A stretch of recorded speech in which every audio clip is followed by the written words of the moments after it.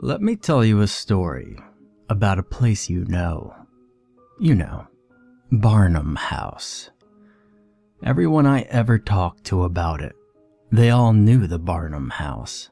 Most don't remember where or when, but they heard talk about it or saw the pictures or watched the documentary.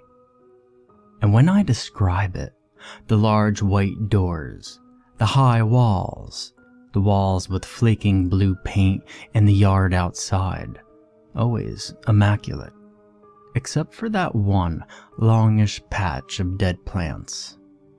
Then they remember. They see the picture again. And I bet right now you can see it. The old trees slowly moving with the wind whistling and howling past. And of course, that one top window shutter that keeps opening and closing, opening and closing. But not in the same pattern as the trees move or the wind whistles. The Barnum House.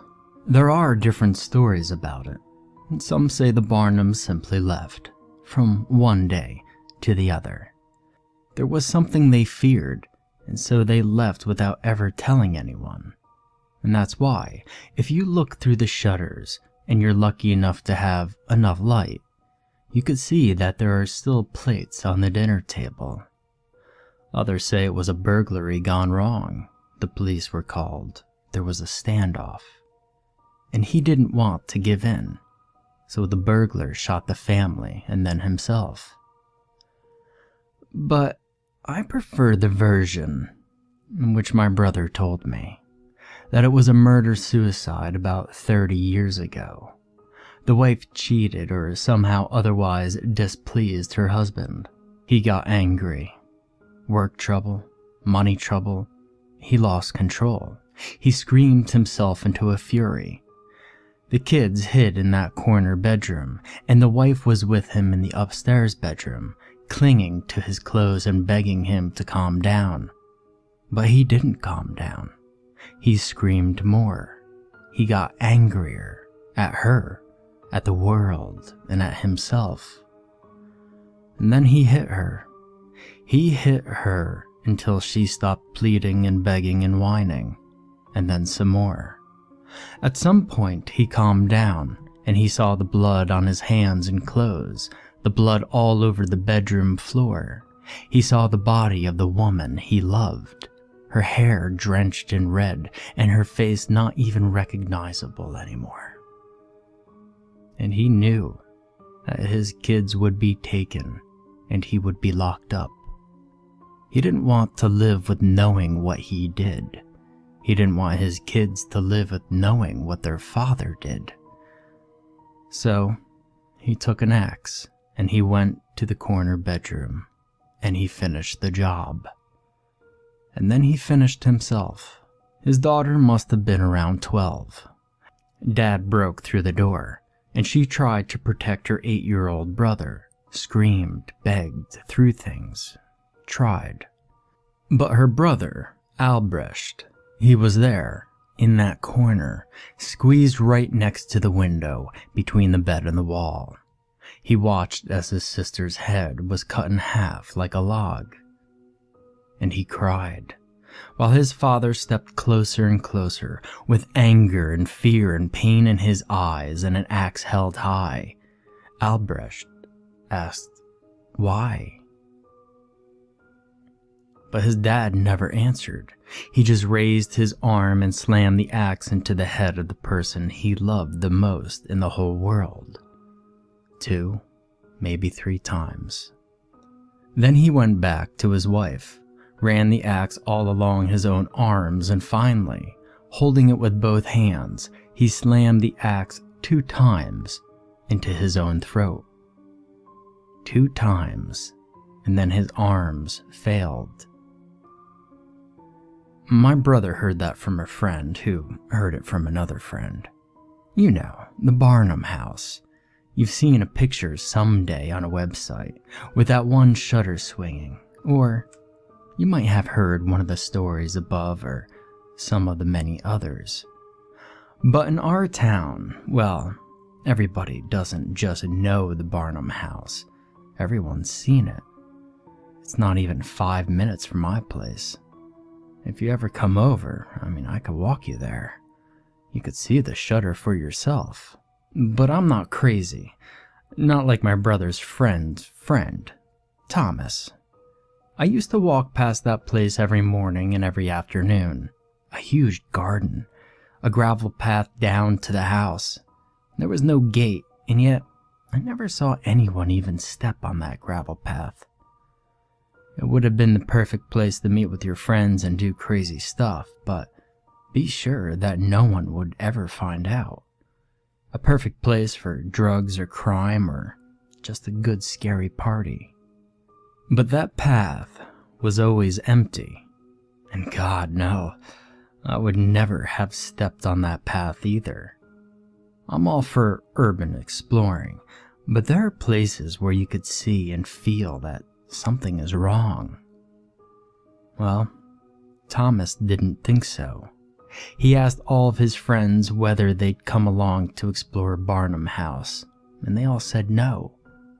So he went alone. Alone he stepped on that gravel path, and he sneaked around the house with a flashlight in his hand and a knife in his pocket. He wanted to break a window open to get in, but just out of curiosity, he tried the handle of the back door. And wouldn't you know it, it was unlocked. Thomas opened it slowly, with the large flashlight in his hand like a club, and everything was empty and quiet, except for the wind. Not even dust. He went inside, slowly and quietly.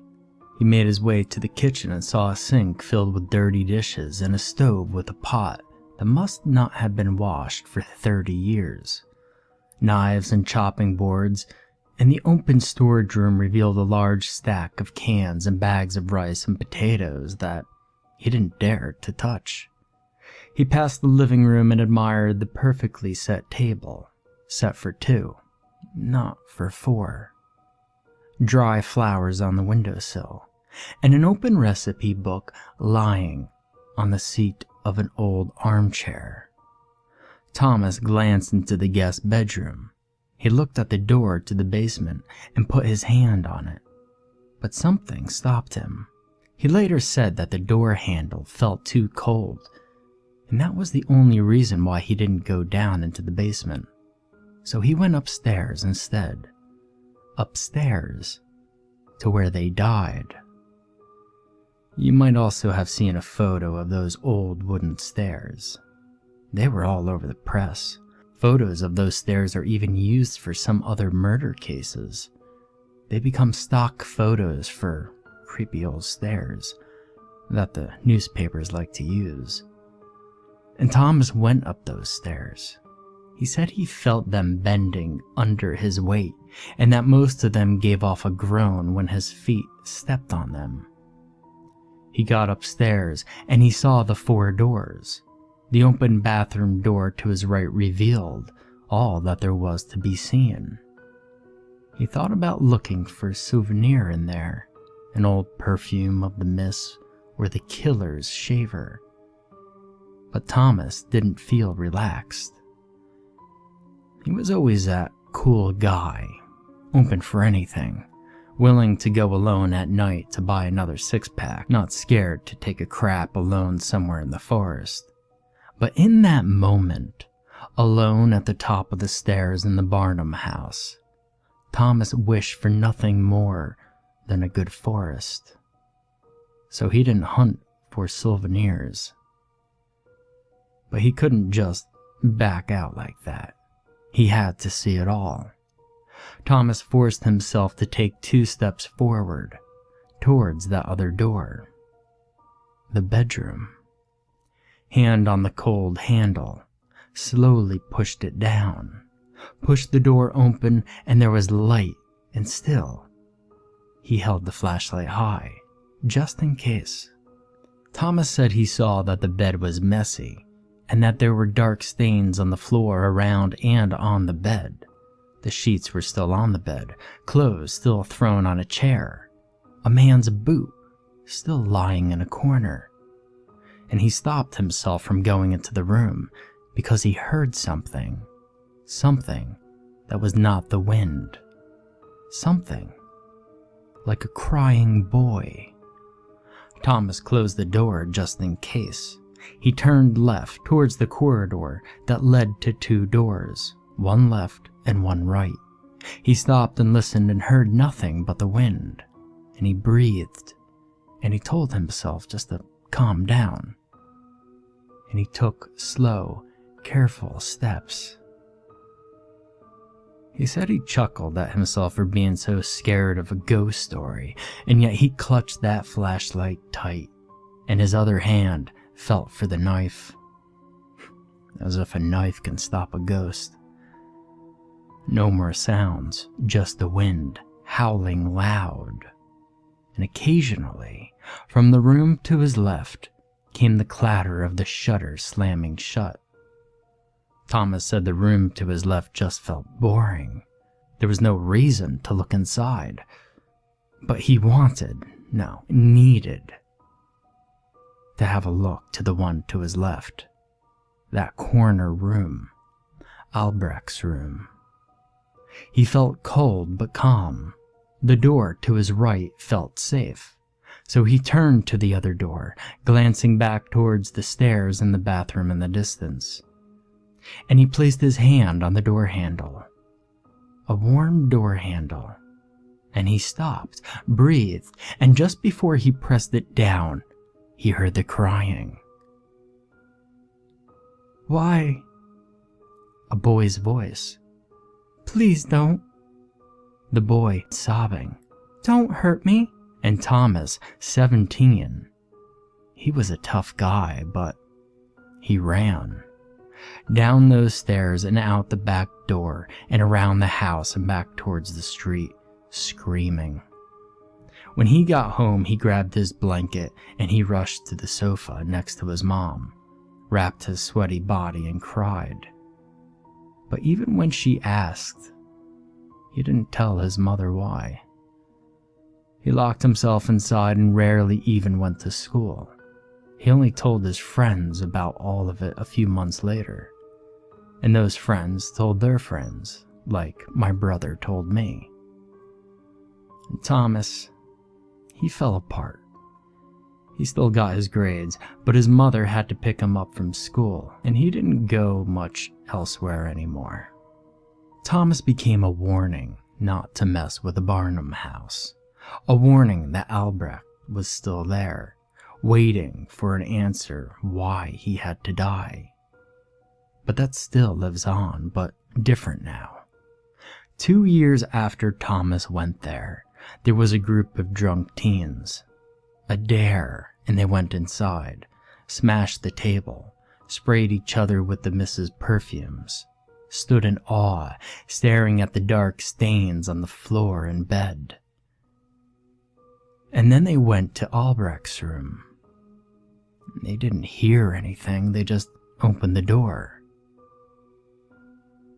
And they found the body, dry as leather, of a 7-year-old boy.